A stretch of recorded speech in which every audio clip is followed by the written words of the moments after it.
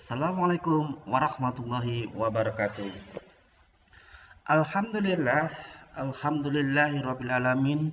Segala puji bagi Allah yang telah memberikan rahmat, hidayah, inayah dan kesempatan pada kita. Pada kesempatan hari ini kita bisa tholabil ilmi. Sholawat dan salam semoga senantiasa tercurah kepada junjungan kita Nabi Muhammad SAW. Dan tak lupa semoga teman-teman semua dalam kondisi sehat walafiat tanpa kurang satu apapun. Teman-teman, hari ini kita akan kembali akan belajar tentang mikroprosesor. Topik yang akan kita bahas kali ini adalah ALU dan memori.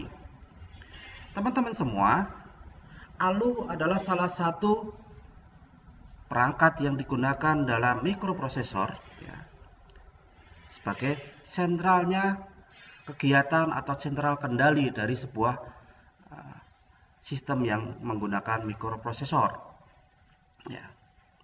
ALU ini merupakan jaringan kombinasional yang melakukan operasi dalam bentuk aritmetika dan logika. Jadi yang dilakukan dalam ALU adalah algoritmanya, algoritmanya dalam bentuk hitungan aritmetika, kemudian logika. Logika teman-teman saya yakin sudah pasti tahu, ada menggunakan sistem-sistem gerbang, gerbang logika, ada AND, OR, NOT dan lain-lainnya. Teman-teman, di sini teman-teman bisa melihat bahwa ALU itu sangat sentral, sangat sentral, karena sebuah mikroprosesor tanpa ALU dia tidak akan bisa bekerja dengan baik. Oke. Kemudian teman-teman yang harus pahami, salah satunya adalah saat teman-teman mempelajari ALU itu apa toh, Di dalam ALU sendiri teman-teman, logika, kemudian aritmetika, Ini kita detailkan bahwa aritmetika itu ada penambahan, pengurangan, perkalian, pembagian. Nah, itu adalah bentuk-bentuk dari aritmetika. Kalau orang awam biasa mengatakan sebagai perhitungan-perhitungan. Perhitungan itu pasti ada penambahan, pengurangan, perkalian, pembagian, itu pasti ada. Sedangkan kalau kita bicara tentang logik atau logika, biasa kita mengenal yang namanya gerbang logika. Gerbang logika salah satunya teman-teman bisa lihat di sini ada gerbang OR, gerbang NOR. Gerbang NOR itu adalah bentukan dari gerbang logika OR ditambah dengan gerbang NOT. Itu akan menghasilkan gerbang NOR. Ada juga gerbang AND. Ada AND, kemudian NAND. NAND sendiri juga sama, bentukan dari gerbang AND ditambah dengan NOT, atau biasa orang mengatakan sebagai NOT AND, NOT AND, bukan AND. Kemudian selain itu teman-teman juga bisa melihat di dalam gerbang logika ada gerbang yang namanya XOR, XOR, eksklusif OR. Kemudian ada juga yang namanya eksklusif NOR. Eksklusif NOR itu adalah eksklusif yang ditambahkan dengan gerbang NOT. Kemudian ada lagi yang namanya buffer. Buffer nanti ada beberapa sistem, ada pakai menggunakan tri-state atau bisa mengatakan dua arah. Oke, kita lanjutkan teman-teman. Nah, kalau kita bicara tentang ALU, teman-teman pasti akan membayangkan ALU itu sebagai perhitungan-perhitungan. Di situ ada algoritmanya. Metode-metode yang akan digunakan itu menggunakan perkalian, pembagian, penambahan, ataupun dengan menggunakan logika. Nah, ini adalah merupakan salah satu namanya algoritma. Orang bisa mengatakan sebagai metode, metode caranya. Selain itu, teman-teman bisa lihat di sini, Kalau di sini kita lihat ilustrasinya adalah papan catur. papan catur. Nah, di situ banyak ada bidak-bidak caturnya ya. Yang harus dilakukan di situ adalah melindungi dari rajanya. Nah, bagaimana dia bisa menaklukkan musuh ya, raja musuhnya itu seperti apa bisa dilakukan. Nah, hal ini dilakukan dengan perhitungan-perhitungan ya. Perhitungan apa? Langkah-langkah dari setiap bidak yang akan dilakukan ya. Bidak melangkah punya perhitungannya ya. Kalau orang mengatakan sistem yang seperti ini adalah sebagai strategi ya, strategi. Bagaimana strateginya untuk melakukan mengalahkan dari bidak-bidak musuh ya, terutama pada rajanya ya. Oke, dalam CPU sendiri teman-teman ya, tadi sudah kita sampaikan CPU itu ada yang namanya ALU. Nah, CPU sendiri kalau kita lihat bentuknya hanya sebuah IC dalam bentuk satu chip saja ya, satu chip. Nah, dalam satu chip ini bisa digunakan untuk melakukan apa saja ya, melakukan apa saja dia bisa kerjakan, semua kegiatan-kegiatan bisa dilakukan ya. Hanya saja yang harus diperhatikan di sini teman-teman, dalam melakukan kegiatan-kegiatan atau controlling ya, kendali dalam sebuah sistem, itu seolah-olah dia adalah sebagai yang merupakan otak ya, merupakan otak dari sebuah sistem. Nah, begitu juga dengan CPU itu sendiri ya. CPU sendiri itu adalah sebuah otaknya sebuah sistem, hanya saja dalam bentuk sistem digital ya. Teman-teman pasti bisa lihat digital itu hanya ada dua kondisi. Kalau tidak kondisi 0 ya 1. Selain itu tidak ada ya, full tidak ada, kondisinya hanya 0 dan 1 saja. Maka bisa dikatakan kalau dalam sistem pemrograman kondisi low dan kondisi high ya. Kalau low itu adalah 0, kalau high itu adalah 1. Oke, kemudian kita lanjutkan. Di dalam CPU sendiri ya teman-teman ya, CPU sendiri di dalamnya ada yang namanya program counter ya, program counter. Program counter itu fungsinya apa ya, menyimpan instruksi-instruksi yang akan dilakukan ya. Jadi instruksi-instruksi sebelum dieksekusi itu akan disimpan dulu dalam program counter. Kemudian selain program counter ada yang namanya instruction pointer. Ya, ini adalah menunjuk pada alamat-alamat. Ya, instruksi yang menunjuk pada alamat-alamat. Ya, alamat apa? Alamat yang akan dieksekusi. Ya, jadi antara program counter dengan instruction pointer itu saling berkaitan. Kalau program counter dia menyimpan data instruksi yang akan dieksekusi, kemudian kalau instruction pointer adalah menunjuk alamat yang akan instruksi yang akan dieksekusi. Nah, itu ya. Kemudian selanjutnya di dalam mikroprosesor sendiri terdapat yang namanya memori. Ya, memori bukan di dalam mikroprosesor, tapi kalau di sini adalah microcontroller. Nah, tapi kita bahasanya di sini adalah memori ya, karena memori bisa dipakai dalam mikroprosesor maupun microcontroller. Memori ada dua ya, ada dua memori ya. Yang satu adalah memori RAM dan ROM ya. Kalau ROM itu adalah read only memory, sedangkan kalau RAM itu adalah random access memory.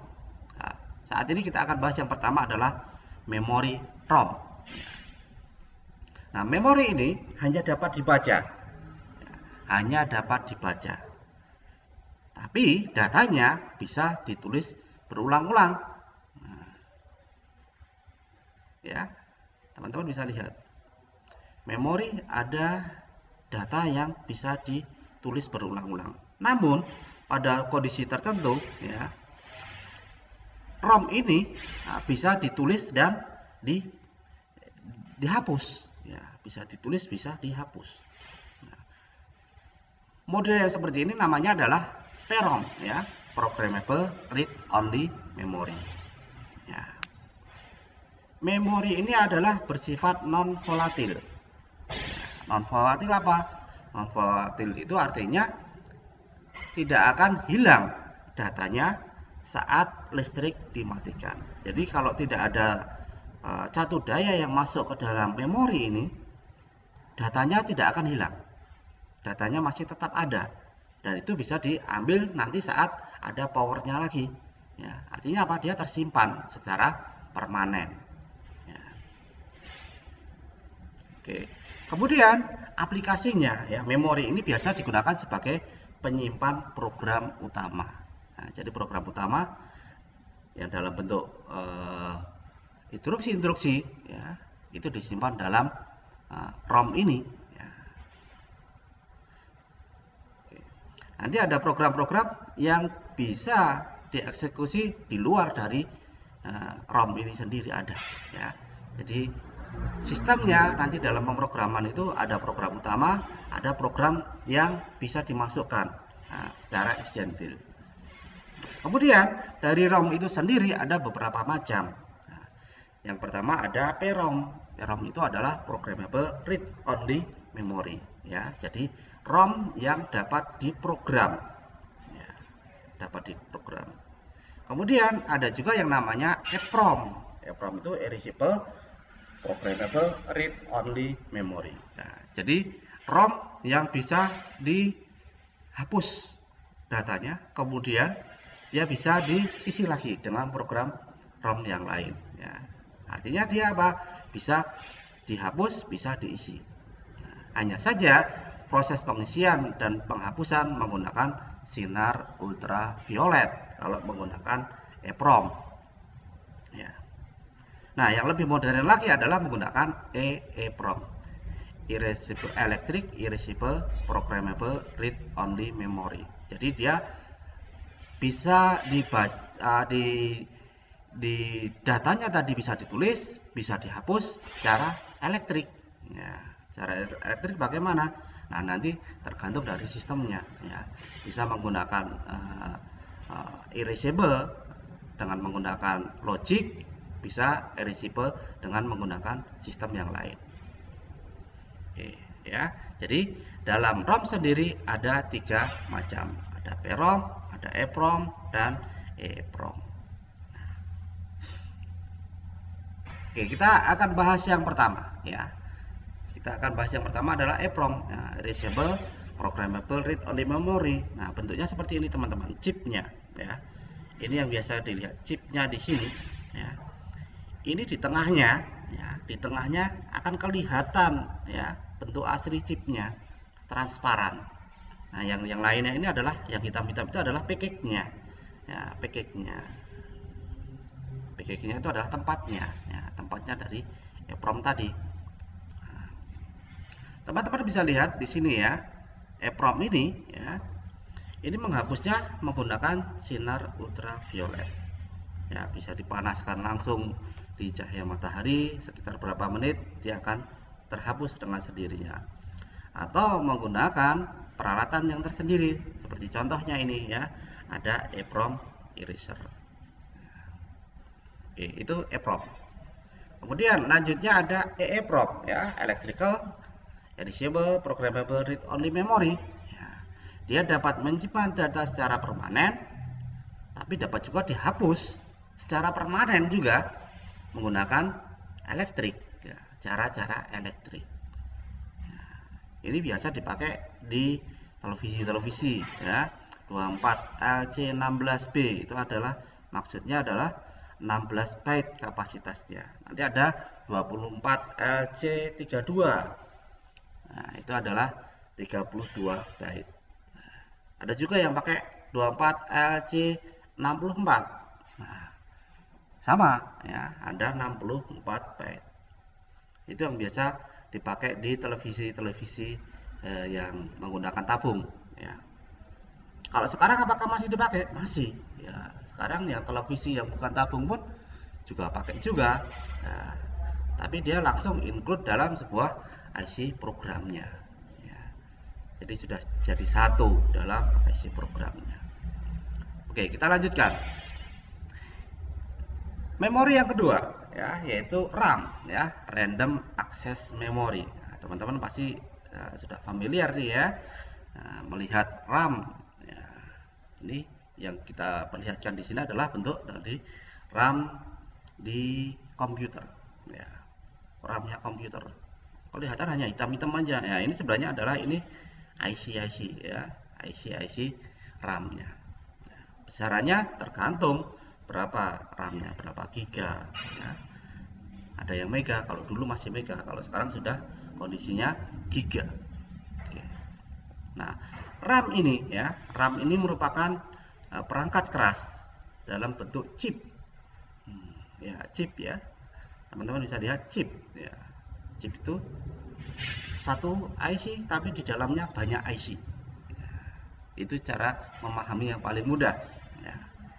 Karena IC itu sendiri terbuat dari bahan material semikonduktor, bisa tipe N, bisa tipe P.